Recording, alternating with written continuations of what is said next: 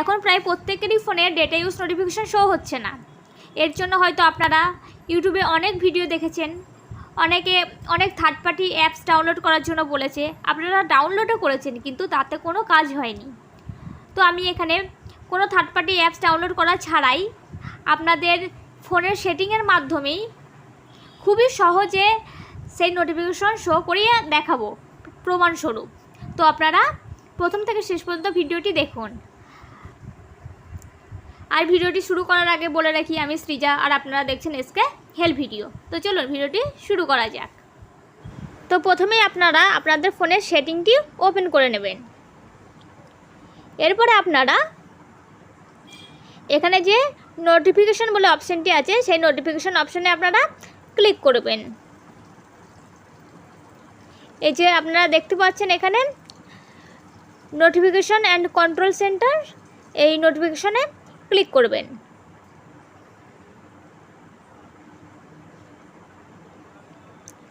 Click করার পরে আপনারা একটু স্ক্রল করবেন।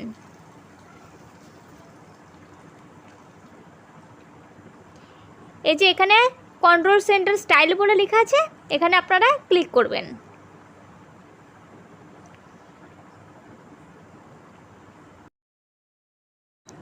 এরপরে এই পেজটি ওপেন হয়ে যাবে এবং এখানে ওল্ড ভার্সন এবং নিউ ভার্সন বলে দুটি অপশান আপনারা দেখতে পাবেন। এবং দেখুন আপনারা আমার ফোনটি নিউ ভার্সনে এখন সিলেক্ট করা আছে। আর এখনকারের ফোনগুলি সব নিউ ভার্সন করে দেওয়া হয়েছে, তাই নিউ ভার্সনে সিলেক্ট হওয়ার কারণেই আমাদের ডেটা ইউজ নোটিফিকেশনটি শো হচ্ছে না।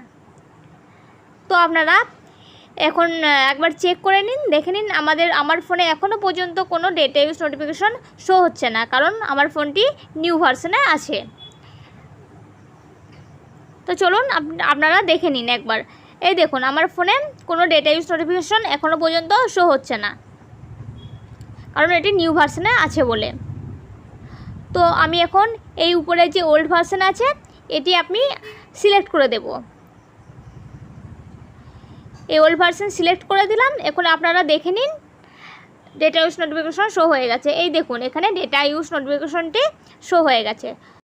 তো আপনাদের ফোনটি যদি নিউ ভার্সনে সিলেক্ট হয়ে থাকে তাহলে অবশ্যই ওটি ওল্ড ভার্সনে সিলেক্ট করে দেবেন, দেখবেন তাহলেই আপনাদের নোটিফিকেশনটি শো হয়ে যাবে। তো এই ছিল আমার ভিডিও। যদি ভিডিওটি দেখে উপকৃত হন তাহলে অবশ্যই একটি লাইক করবেন, আর আমার চ্যানেলে নতুন হয়ে থাকলে চ্যানেলটিকে সাবস্ক্রাইব করে অল নোটিফিকেশন অন করে রাখবেন নতুন নতুন হেল্পফুল ভিডিও পাওয়ার জন্য। তো দেখা হচ্ছে পরবর্তী নেক্সট কোনো ভিডিওতে। ততক্ষণ ভালো থাকুন।